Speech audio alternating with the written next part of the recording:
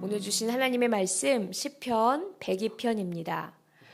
오늘 본문은 시편 102편 17절부터 28절이지만 오늘 영상으로는 102편 전체를 함께 보시겠습니다. 기도를 들으시고 나의 부르짖음을 주께 상달하게 하소서. 나의 괴로운 날에 주의 얼굴을 내게서 숨기지 마소서. 주의 귀를 내게 기울이사 내가 부르짖는 날에 속히 내게 응답하소서. 내 날이 연기같이 소멸하며 내 뼈가 숯같이 탔음이니이다. 내가 음식 먹기도 잊었으므로 내 마음이 풀같이 시들고 말라버렸사오며 나의 탄식 소리로 말미암아 나의 살이 뼈에 붙었나이다. 나는 광야의 올빼미 같고 황폐한 곳의 부엉이같이 되었사오며 내가 밤을 새우니 지붕 위에 외로운 참새 같으니이다. 내 원수들이 종일 나를 비방하며 내게 대항하여 미칠 듯이 날뛰는 자들이 나를 가리켜 맹세하나이다. 나는 죄를 양식같이 먹으며 나는 눈물 섞인 물을 마셨나이다. 주의 분노와 진노로 말미암음이라. 주께서 나를 들어서 던지셨나이다. 내 날이 기울어지는 그림자 같고 내가 풀에 시들어짐 같으니이다. 여호와여, 주는 영원히 계시고 주에 대한 기억은 대대에 이르리이다. 주께서 일어나사 시온을 긍휼히 여기시리니 지금은 그에게 은혜를 베푸실 때라 정한 기한이 다가옴이니이다. 주의 종들이 시온의 돌들을 즐거워하며 그의 티끌도 은혜를 받나이다.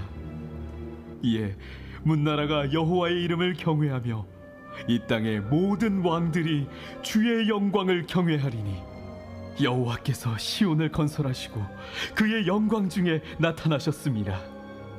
여호와께서 빈궁한 자의 기도를 돌아보시며 그들의 기도를 멸시하지 아니하셨도다.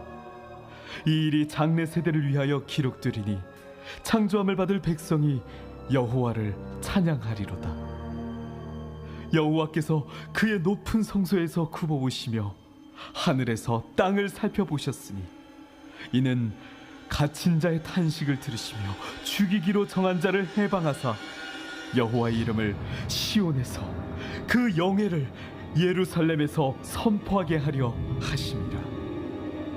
그때에 민족들과 나라들이 함께 모여 여호와를 섬기리로다. 그가 내 힘을 중도에 쇠약하게 하시며 내 날을 짧게 하셨도다. 나의 말이 나의 하나님이여 나의 중년에 나를 데려가지 마옵소서. 주의 연대는 대대에 무궁하니이다. 주께서 옛적에 땅의 기초를 놓으셨사오며 하늘도 주의 손으로 지으신 바니이다. 천지는 없어지려니와 주는 영존하시겠고 그것들은 다 옷같이 낡으리니 의복같이 바꾸시면 바뀌려니와 주는 한결같으시고 주의 연대는 무궁하리이다. 주의 종들의 자손은 항상 안전히 거주하고 그의 후손은 주 앞에 굳게 서리이다 하였도다. 아멘. 오늘 읽으신 시편 102편은 탄식시로서 하나님 앞에서 자기의 고통을 토로하며 부르짖는 기도입니다. 전반부에는 깊은 절망과 탄식을 그대로 표현하고 있고 오늘 본문인 후반부에서는 하나님이 구원해 주실 것을 믿음으로 고백하고 있습니다. 오늘은 후반부 말씀을 통해서 어떤 하나님의 모습이 나타나고 있는지, 그리고 그런 하나님을 생각할 때 우리 기도가 어떻게 바뀔 수 있는지 크게 두 가지로 나누어서 은혜를 살펴보고자 합니다. 첫 번째로 오늘 본문을 통해서 알 수 있는 하나님은 힘없고 연약한 자의 기도를 무시하지 않으시는 하나님입니다. 오히려 그 탄식을 들으시기 위해서 높은 보좌 위에서 굽어 살피시는 놀라우신 하나님이십니다. 17절 말씀에 잘 나와 있는데요. 우리 17절 말씀 저와 같이 읽어주시면 감사하겠습니다. 여호와께서 빈궁한 자의 기도를 돌아보시며 그들의 기도를 멸시하지 아니하셨도다. 아멘. 같은 구절을 세번역 성경으로 제가 읽어드리겠습니다. 헐벗은 사람의 기도를 들으시며 그들의 기도를 업신여기지 않을 것입니다. 세상적인 기준에 비추어 보면 이러한 하나님의 모습은 참 신기합니다. 왜냐하면 세상은 힘없는 사람들의 이야기에는 관심이 없기 때문입니다. 내가 친하게 지내면 이익이 될 사람들, 나중에 도움을 받을 수 있을 것 같은 사람들에게는 잘하고 그들의 이야기에는 귀를 잘 기울여 줍니다. 반면 마음을 써봤자 크게 이득이 없을 것 같은 사람에게는 잘 보이려는 마음이 별로 없고 잘해주고자 하는 마음도 별로 들지 않습니다. 얘기를 들어줘봤자 도움만 줘야 할 것 같으니 귀를 잘 기울이지 않습니다. 그런데 하나님은 그렇지 않으시다는 것입니다. 돈이 있고 없고에 따라 사람을 차별하지 않으십니다. 오히려 고아의 하나님, 과부의 하나님, 나그네의 하나님이라고 당신 스스로를 지칭하기 좋아하십니다. 부모가 없는 고아, 남편이 없는 과부, 땅과 기업이 없는 나그네, 세상에서 의지할 만한 것이 하나도 없는 자들의 백이 되어주시고 기도에 응답해 주시는 하나님이십니다. 또 20절 말씀입니다. 이는 갇힌 자의 탄식을 들으시며 죽이기로 정한 자를 해방하사. 여기서 탄식이라는 히브리어 단어는 짐승이 목을 졸릴 때 내는 고통스러운 소리를 뜻합니다.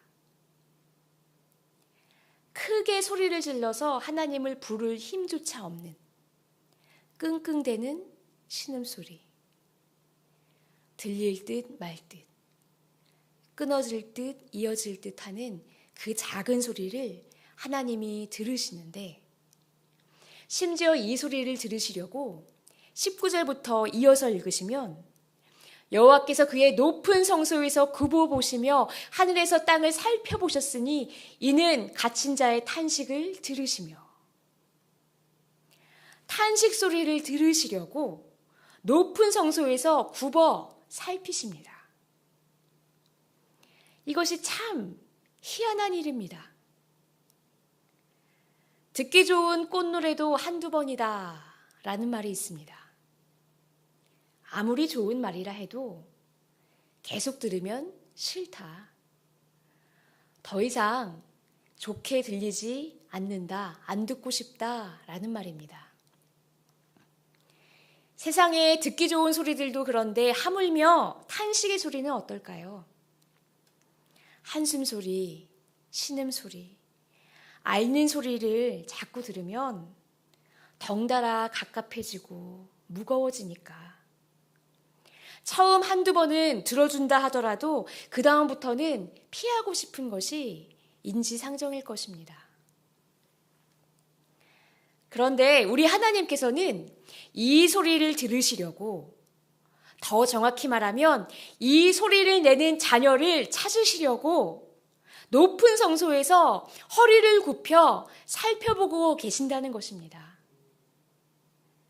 그래서 그 무거운 탄식을 다 귀 기울여 들어주시고 죽음과 같은 어려움으로부터 해방시켜 주신다는 것입니다. 우리도 인생을 살면서 크게 부르짖을 힘조차 나지 않을 때가 있습니다. 목이 졸리듯 숨막히게 조여오는 문제 때문에 힘차게 주여를 외치지 못하고 다만 어두운 구석에 몸을 숨겨서 헐떡이고 있을 뿐이라도 그 작은 숨소리를 찾아서 들으시고 구원해 주시는 하나님이 바로 우리가 믿는 하나님이십니다. 이런 하나님을 믿을 수 있어서, 이런 하나님을 아버지라고 부를 수 있어서 얼마나 다행이고 감사한 일인지요. 이렇게 우리를 사랑하시는 하나님, 소망이 되시는 하나님을 붙들며 나아가는 저와 여러분 되시기를 간절히 축원합니다. 두 번째, 오늘 본문을 통해서 알 수 있는 영적인 교훈은 아무리 어려운 문제라 하더라도 그 문제가 아니라 하나님께 시선을 돌리면 탄식의 기도가 소망의 기도로 바뀐다는 사실입니다. 우리 하나님이 어떤 분이신지를 깊이 생각하고 또 생각하다 보면 현재의 어려움을 넘어서서 미래를 바라보는 기도를 드릴 수 있게 됩니다. 오늘 말씀 23절에 보시면 시인이 당한 어려움이 나와 있습니다. 우리 같이 한 번 더 읽어주시면 감사하겠습니다. 그가 내 힘을 중도에 쇠약하게 하시며 내 날을 짧게 하셨도다. 같은 구절을 우리말 성경에는 이렇게 풀이해 놓았습니다. 그분은 내가 아직 한창 때인데도 나의 힘을 꺾으셨고 내 삶을 단축시키셨습니다. 힘이 약해지고 수명이 단축되었는데 바로 아직 한창 때에 있을 때 그러한 일들이 일어났습니다. 한창 때, 어떤 때를 말하는 것일까요? 24절에 보면 그 답을 알 수 있습니다. 나의 말이 나의 하나님이여 나의 중년에 나를 데려가지 마옵소서. 주의 연대는 대대에 무궁하니이다. 나의 중년에 나를 데려가지 마옵소서. 중년의 때는 인생에서 가장 안정적인 시기로 손꼽히는 때입니다. 아직 젊어서 손에 힘이 있으면서도 청년의 때에는 미비했던 경험들이 더해지니 여러 가지 일들을 가장 잘 할 수 있는 때라고 여겨집니다.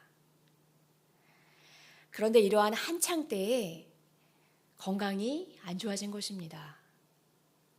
그래서 힘이 쇠약해지고 수명이 단축되었다고 스스로 느낄 정도이니 하나님께 간절히 아뢰는 것은 아직 데려가지 마시라고, 조금 더 삶을 살아갈 수 있게 해달라고 생사화복의 주관자이신 하나님께 간절히 기도하고 있습니다.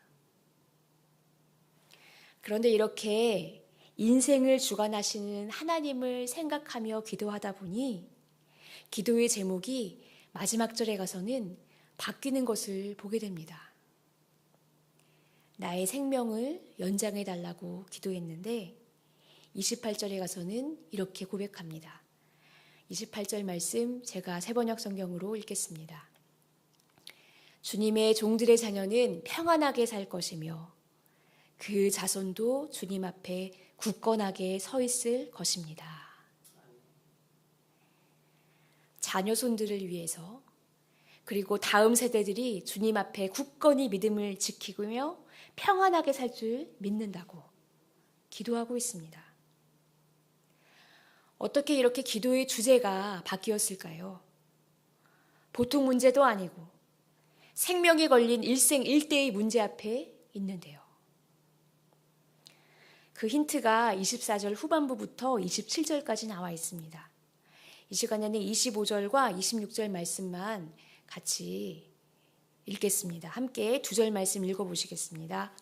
주께서 옛적에 땅의 기초를 놓으셨사오며 하늘도 주의 손으로 지으신 바니이다. 천지는 없어지려니와 주는 영존하시겠고 그것들은 다 옷같이 낡으리니 의복같이 바꾸시면 바뀌려니와. 생사화복을 주관하시는 하나님, 다스리시는 하나님을 생각하다 보니 하나님의 영원하심을 또 새삼 깨닫게 되었습니다. 하늘과 땅의 역사, 지구와 우주의 역사가 아무리 길다고 해도 주님은 그보다 더 오래전부터 계셨습니다. 또 하나님은 천지도 낡으면 바꾸실 수 있는 분이시다 고백하고 있습니다. 오랜 시간이 지나서 하늘과 땅도 낡아졌을 때 그것을 어떻게 새하늘과 새 땅으로 바꾸겠는가, 그것이 가능하겠는가 사람은 생각하지만 하나님께는 그것이 옷을 갈아입는 것만큼 간단한 일입니다.